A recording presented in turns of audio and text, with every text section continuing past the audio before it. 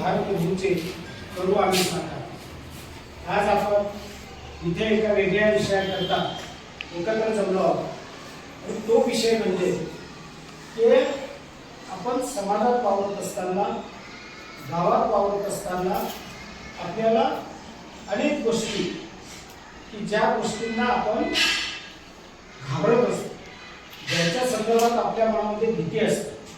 उदाहरणार्थ आपण विचार केला की मांजर जर आडवी गेली तर काम होतं का रे?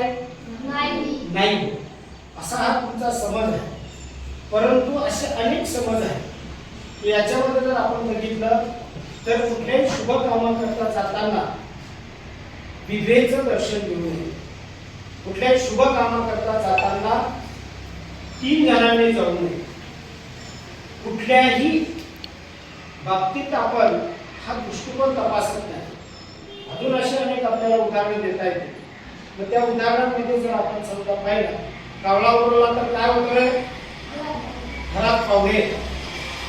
त्याच्यानंतर कुत्री जर रात्री भुंकली तर काय होतं? जोरात बोलायचं, कुणीतरी वाढतं। टिटवी जर पोकावली, टिटवी जर हरवली तर काय होतं? त्याला आपण शुभ लक्षण मानत नाही।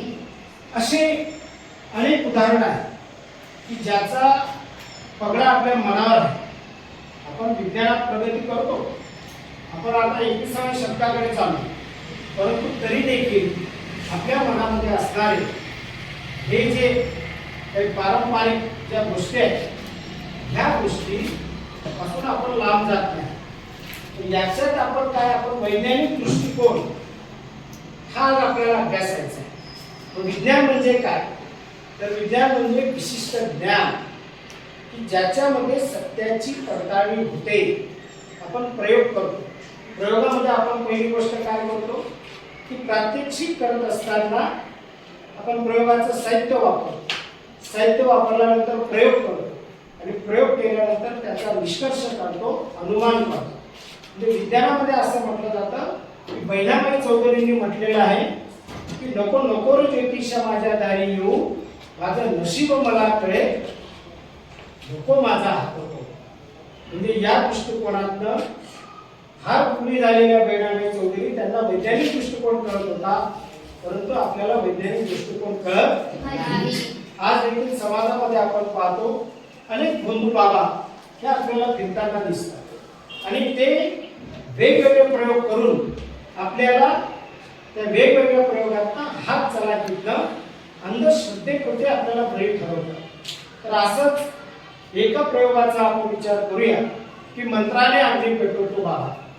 मंत्राने अग्नी खरोखर पेटतो का? त्याच्याकरता आपल्याला कशाची गरज असते? पेटीची गरज असते, बरोबर ना? आणि त्याच्यानंतर आग ही पेटते। परंतु आज आपण एक असा एक प्रयोग करणार आहोत की त्या प्रयोगातनं जर आपण विचार केला तर सत्य काय असतं? विज्ञानामध्ये आपण सत्य जे असतं ना ते सत्य तपासत असतो। असाच एका याला उभा राहा, काय नाव तुझं? योगेंद्र। याची तब्येत नीट राहत नाही, याला फार मोठा त्रास आहे आणि तो त्रास आपल्याला दूर करण्याकरता आपल्याला यज्ञ प्रज्वलित करावा लागणार आहे। याच्याकरता हा पंढरपूरहून आणलेला खास बुक्का आपण काय करूया, याच्यावरून काढून हा बुक्का आपण याच्यावर टाकूया। त्याच्यानंतर इथे आपल्याला शुद्ध गाईचं काय आहे? तूप आहे। तर हे तूप जे आहे हे तूप आपण या ठिकाणी टाकूया। ओम फट स्वाहा, ओम फट स्वाहा या पद्धतीने हे तूप आपण या यज्ञामध्ये टाकलं आणि बघा याचं काय होताना दिसतंय आपल्याला? तर याचा खऱ्या अर्थाने बघा, टाळी वाजा।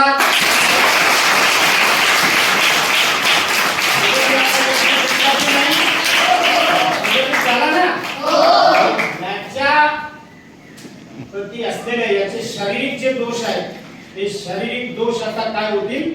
पूर्णपणे निघून जातील। मग हा वैज्ञानिक दृष्टिकोन जो आहे, आपण मंत्राने काय पेटवला?